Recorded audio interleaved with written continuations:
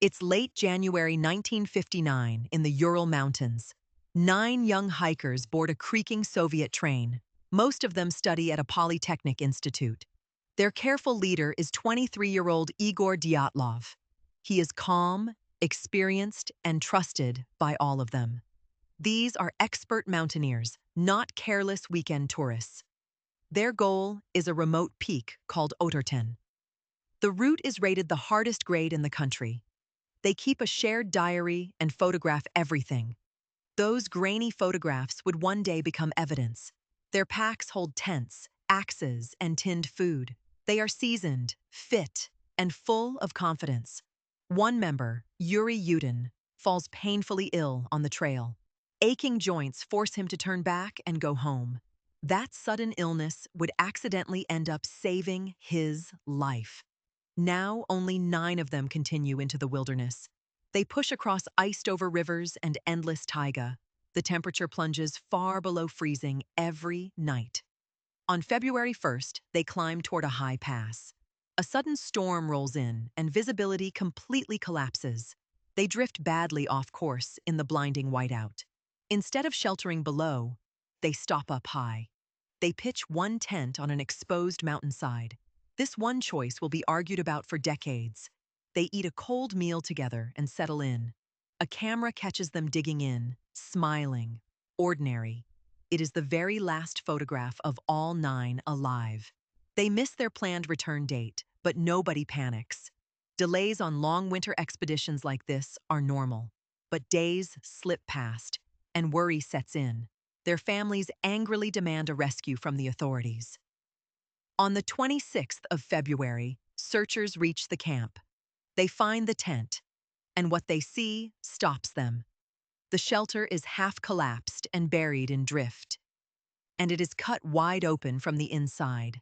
The slashes were made by a knife pushed from within. Everything the 9 of them owned is still inside. Their boots, coats, and warm clothing lie untouched. A half-eaten meal sits frozen on a plate. Nobody flees a warm shelter into that night without reason. Out on the open ground, they find 9 sets of footprints. Some prints are bare feet, some only socks. Strangely, they walked, not ran, in single file. The trail leads down toward the distant forest. A full mile below the camp, searchers reach the tree line. Beneath a tall cedar, they find a dead fire. The little fire had burned out long before. Branches high above the fire are broken 15 feet up. Someone had climbed up desperately, searching the dark. Beside the fire lie the first 2 bodies. They are Yuri Doroshenko and Georgy Krivonyshenko, the youngest. Both of them are stripped down to their underwear. In 30 below zero, they had almost nothing on. Their hands show burns from the dying fire. Both of them had frozen to death beneath the tree. 300 yards back uphill lies another body.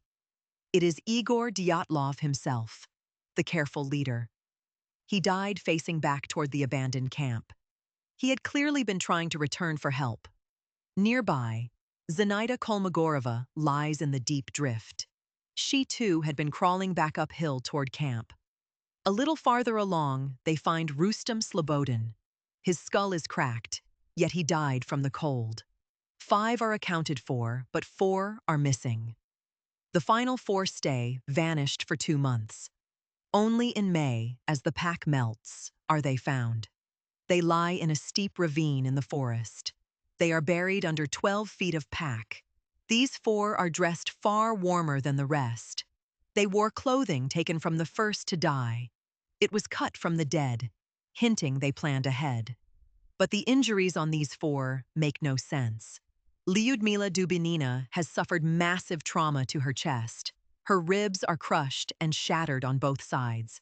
Doctors say it equals a high-speed car crash, yet her skin shows no cut and no bruise. Nikolai Thibault Brignol has a deeply fractured skull as well. Again, severe internal damage with no surface mark.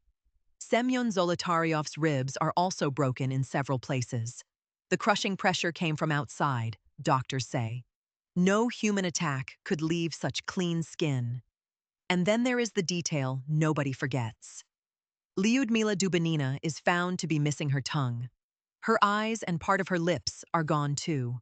Soft tissue lost to the stream and to time. But to the public, it sounded like mutilation. The cause of death was an unknown force, a compelling natural force, the strange final file said. Then the case was sealed and locked away. Investigators were quietly ordered to simply stop digging. That silence is what bred all the theories. Some of the recovered clothing tested faintly radioactive. A few garments carried traces of beta decay. Rumors of secret government weapons spread very quickly. Locals reported orange spheres in the night sky. Other expeditions claimed to have seen the same lights. Were these strange orbs distant military rocket tests? The Soviet army was indeed firing missiles nearby. Theories of nerve gas and infrasound also circulated. Others blamed a sudden avalanche from above. But the hillside seemed too shallow to slide, and not one trace of avalanche debris was ever found. A real avalanche would have erased all the footprints. Others whispered about the local native Mansi herders. But the Mansi were peaceful and soon cleared. Some suspicious minds pointed to escaped prison inmates, yet no strangers' tracks were ever discovered nearby. Wilder ideas rushed in to fill the silence. Yetis, aliens, and elaborate government cover-ups all bloomed. The diaries hinted at nothing but good spirits. Their final photos showed 9 close friends at ease. Nothing in the record explained the sudden midnight panic. For 60 years, the file stayed mostly shut. Each new decade only added another stranger theory. The high pass was renamed for Igor Dyatlov. Climbers and the curious still leave flowers at the spot. In 2019, Russia at last decided to reopen the case. State prosecutors finally ruled it had been an avalanche. Almost nobody believed such a tired old answer. The hillside was far too shallow, critics insisted. Then 2 scientists ran the numbers in 2021. They modeled a rare event, a slab avalanche. Digging in to pitch the tent had weakened it. The hikers carved a shelf below a hard layer. Wind kept loading weight onto that slab above. Hours later, in the dark, the slab broke free.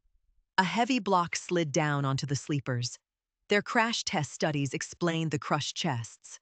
Bodies pinned by weight break without tearing skin. That solved the wounds with no outer marks. Terrified and trapped, they slashed the tent to escape. In the dark and in agony, they fled downhill. The forest offered the only cover from the wind. They built a small fire and tried to plan a return. But 30 degrees below kills faster than they knew. One by one, the cold took them in the dark. The strongest stripped the dead to stay alive. They crawled into the ravine seeking real shelter. Then they too lost the fight in the ravine. The whole model fits the footprints and the timeline. It even fits their strangely calm, orderly walking pace. People in deep shock often move slowly and deliberately. The radiation came from harmless camp lantern parts. The strange lights were simply distant military flares. Most of the entire mystery dissolves under the data. And yet, the case still never feels fully closed. A few stubborn questions resist every clean answer. Why pitch the tent so high and exposed? Why leave their boots if they had time? Survivors of true disasters rarely make perfect choices. Fear in the freezing dark erases judgment. The science is sound, but the dread remains. 9 confident young people walked up that high pass. Not a single one ever walked back down it. The tent, the photos, and the case file still exist. You can still see their belongings in a museum today. Their last picture still shows all 9 of them, smiling, alive, only hours from the slab above. And the high pass still bears their leader's name. It's once more a still February night in the Urals.